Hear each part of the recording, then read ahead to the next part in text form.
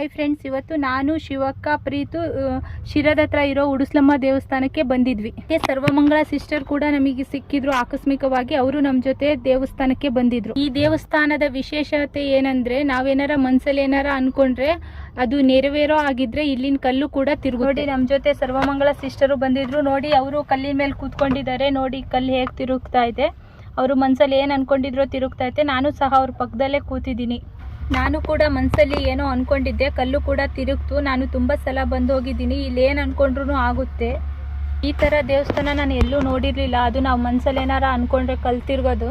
ನಾನು ಇಲ್ಲಿ ತುಂಬ ಸಲ ಬಂದೋಗಿ ನಮ್ಮ ಏನೇ ಮನಸ್ಸಲ್ಲಿ ಏನಾರ ಒಂದು ಹರಕೆ ಕಟ್ಕೊಂಡ್ರು ಎಲ್ಲ ಈಡೇರೈತೆ.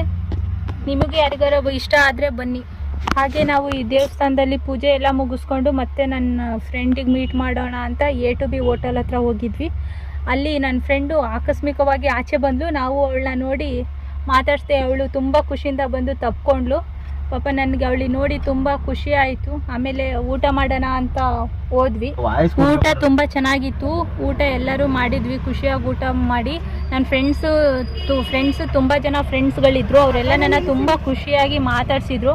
ನನಗಂತೂ ಅವನ್ನೆಲ್ಲ ಮಾತಾಡಿಸಿ ತುಂಬ ಖುಷಿ ಆಯಿತು. ಏನೋ ಒಂಥರ ಬಂದು ಅವರವರೇ ಮಾತಾಡಿಸ್ಕೊಂಡು ಖುಷಿ ಆಗೋದ್ರು. ಇವತ್ತಿನ ಡೇ ಹೀಗಿತ್ತು ಫ್ರೆಂಡ್ಸ್.